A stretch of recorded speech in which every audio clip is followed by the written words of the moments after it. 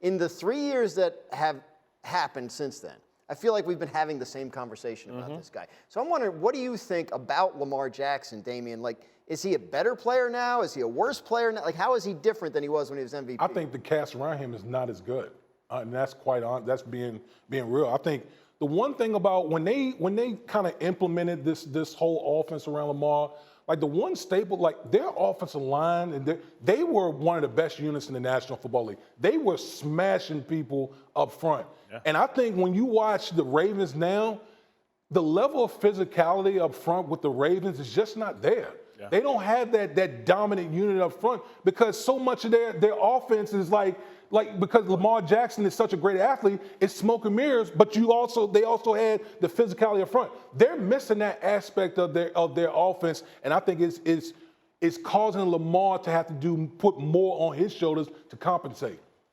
I mean, to Damon's point, and I got in trouble from the brass of the Ravens. I got a call from the big man, when I said that Hollywood Brown wasn't the number one, that he wouldn't be in somebody's top 15 receiver in this league.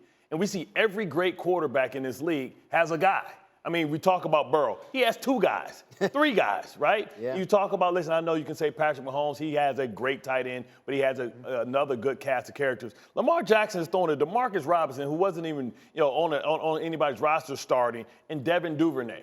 I mean, what do you expect? Right, you need guys that can separate. Right now the wide receiver position is one of the most important positions, even more important than a running back, because now this game is about spreading you out and throwing the ball in space. And you talk about, well, his offensive line isn't the same. Marshall Yonder retired since that time, and also Ronnie Stanley, their $100 million left tackle, has been injured for the last 2 years. And okay, they shipped Orlando Brown Jr. to Kansas City. Right. So, of course. I think it's unfair for us to be able to evaluate Lamar Jackson, who he is. I want to see what Lamar Jackson is when he has a wide receiver to go with Andrews, because they double Andrews and take him away late in games, and he has nobody that's a difference maker on the other side, on the outside. Just throwing to Deshaun Jackson, man. He's like older than me. Just to clarify real quickly, who from the Ravens called you when you said that about Hollywood Brown? You said the big man. The big man. It's only one big man. Who's the biggest man of the Ravens? Is it like the coach, the owner? That's how you're going to make my key code not work, man. Well, you brought it up. So yeah, I think but I left it out there. He's not going to tell us. What do you got on Lamar Jackson? Well, I agree with the guys in terms of like the talent around him hasn't gotten better. And we look at all these other quarterbacks that are improving. I think it's easy to find where that talent is. I think the big thing I would say is this. I think the expectations have also changed.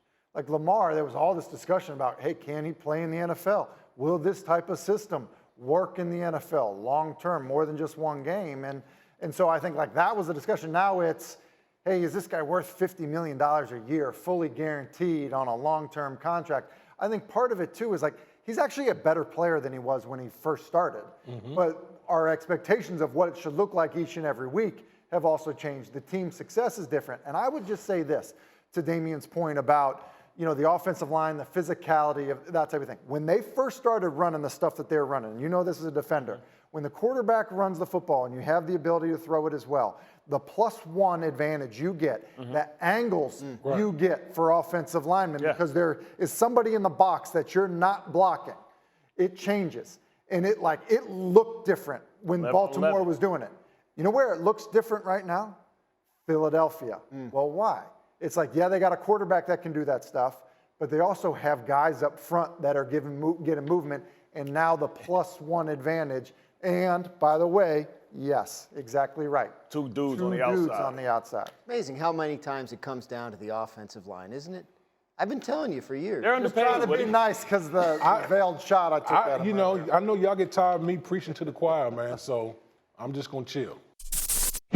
Thank you for watching ESPN on YouTube. For live streaming sports and premium content, subscribe to ESPN+.